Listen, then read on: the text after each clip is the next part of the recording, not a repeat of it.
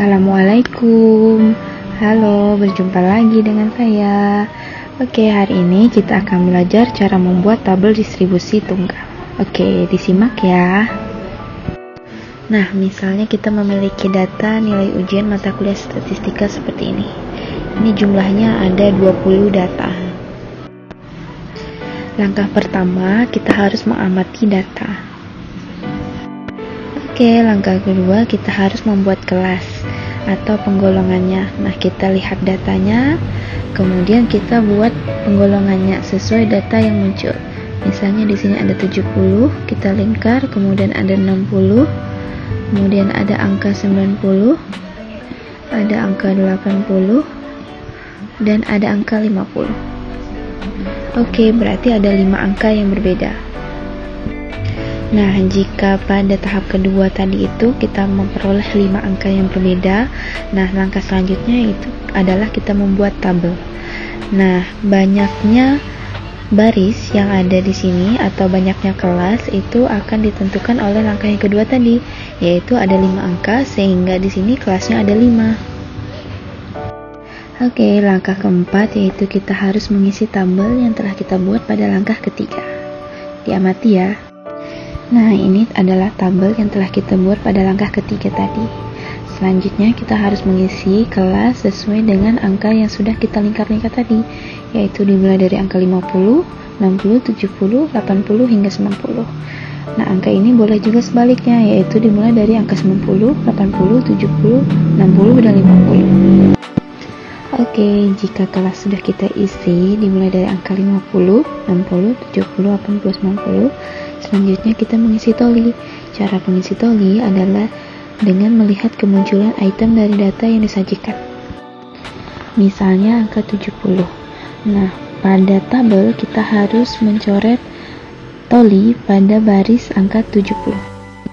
Nah, seperti ini cara menandai toli sesuai dengan datanya. Oke, kita lanjutkan dengan angka yang muncul kedua, yaitu angka 80, maka kita harus menandai pada toli di baris angka 80. Nah, kita harus tandai toli pada baris 80, seperti ini. Selanjutnya kita cek data lagi, kemudian angka berapa yang muncul. Ternyata angka 80, maka kita harus menandai toli pada baris angka 80 kembali.